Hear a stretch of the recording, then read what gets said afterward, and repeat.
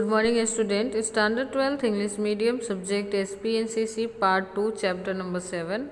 जैसा कि मैंने आपको बताया था कि लास्ट लेक्चर में कि ये हमारे पार्ट 2 का आखिरी चैप्टर है, डिसोल्यूशन ऑफ द कंपनी, जिसमें हमने लास्ट है ना दो जो grounds of a compulsory winding of bye tribunal में पॉइंट 1 और 2 देखा था। आज हम ना थर्ड पॉइंट देखने जा रहे हैं, A statutory meeting and report of the company. As per Company Act, it is compulsory to call a statutory meeting of a company and report to be submitted to the company registrar. जैसे आप company को बंद करने के process में जाते हैं तो उसके लिए आपको एक स्टैट्यूटरी मीटिंग बुलाना कंपलसरी होता है और उसमें रिपोर्ट सबमिट करना होता है कंपनी रजिस्ट्रार को। If company does not fulfill this condition, then company registrar or shareholder may apply in the tribunal. अगर आप ये प्रोसीजर नहीं करते हैं या इस कंडीशन को अप्लाई नहीं करते हैं या इस प्रोसेस को करने में आप फेल हो जाते हैं तो उस सिचुएशन में कंपनी के रजिस्ट्रार और शेयर होल्डर कोर्ट में आपकी कंप्लेन कर सकते हैं या इसके लिए वो अप्लाई कर सकते हैं। Company registrar has to seek permission with the central government before applying for the winding up. Company registrar क्या करता है, सेंट्रल गवर्नमेंट की परमिशन लेता है वाइंडिंग अप प्रोसीजर को अप्लाई करने के लिए।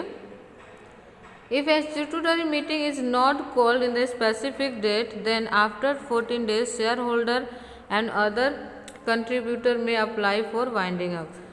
अगर स्टैट्यूटरी मीटिंग टाइम पे नहीं बुलाई जाती है तो आने वाले 14 दिन के अंदर शेयर होल्डर और जो कंट्रीब्यूटर है कंपनी के, वो कंपनी को बंद कराने के लिए अप्लाई कर सकते हैं।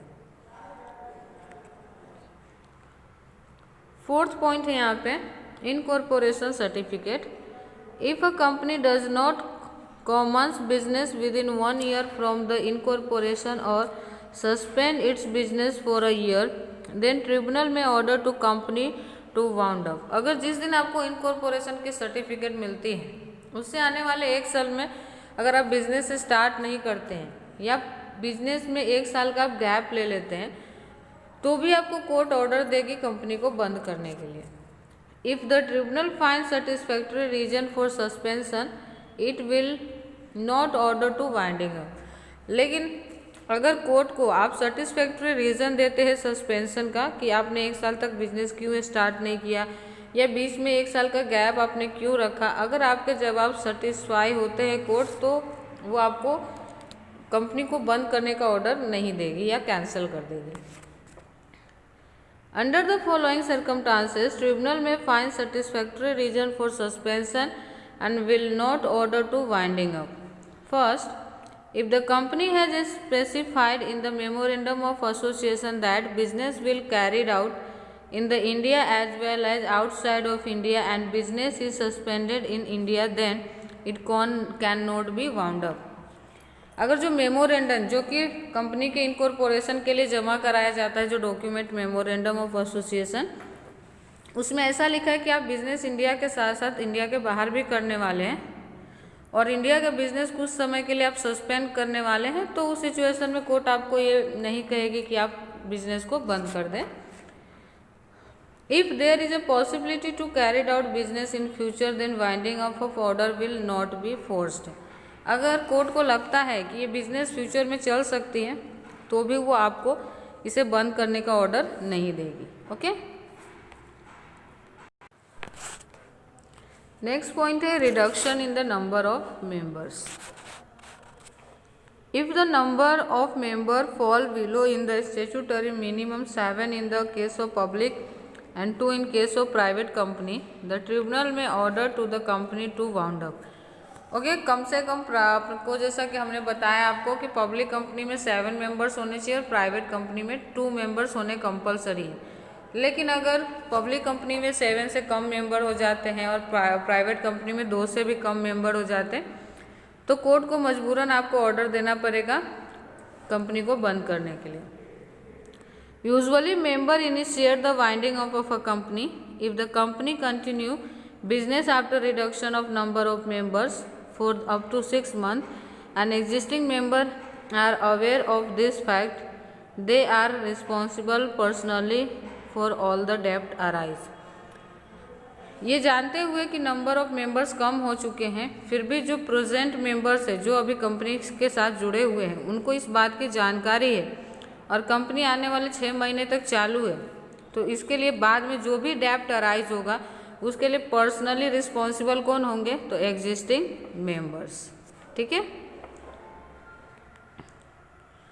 6 है the sovereignty and the integrity of India in a company has acted against the interests of the sovereignty and the integrity of India, or acted against the security of state, acted against the friendly relation with foreign states, the tribunal may order to winding up company। Okay, आपका जो sovereignty and जो integrity होता है India के साथ, अगर उसको आप किसी भी तरह से उसके खिलाफ जाके काम करते हैं या फिर आप स्टेट के सिक्योरिटी के अगेंस्ट काम करते हैं, फ्रेंडली रिलेशन जो फॉरेन स्टेट के साथ है उसके साथ आप धोखाधड़ी करते हैं, तो भी कोर्ट आपको ऑर्डर दे सकती है अपने कंपनी को बंद करने के लिए। Just and equitable reason, the tribunal was a wide power of a ground of just and equitable reason to wind up. The tribunal may order for the winding of the following reason।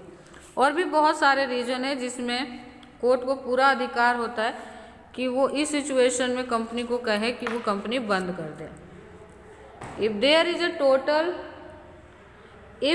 a total deadlock and management of a company not possible, company का deadlock और company का management possible नहीं है तो भी company को बंद किया जा सकता है। सेकेंड आता है the main purpose has been loss due to any reason. Company के मेमोरेंडम ऑफ एसोसिएशन में ना साफ साफ लिखा होता है कि कंपनी की ऑब्जेक्टिव क्या रहने वाली है उसके लाइफ टाइम में, लेकिन किसी भी रीजन की वजह से वो अपने मेन पर्पस से, मेन ऑब्जेक्टिव से बाहर चला जाता है या दूसरा काम करने लगता है, तो भी कंपनी को चलाने का कोई अधिकार नहीं होता और कोर्ट यहाँ पे ऑर्डर दे के कंपनी को बंद करवाएगी। थर्ड आता है the company is making loss continuously.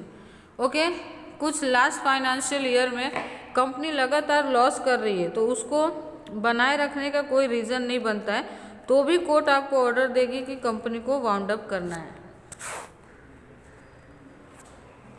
Next आता है where the company was formed to carry on the fraudulent and the illegal business और the business of a company become illegal by the change of law.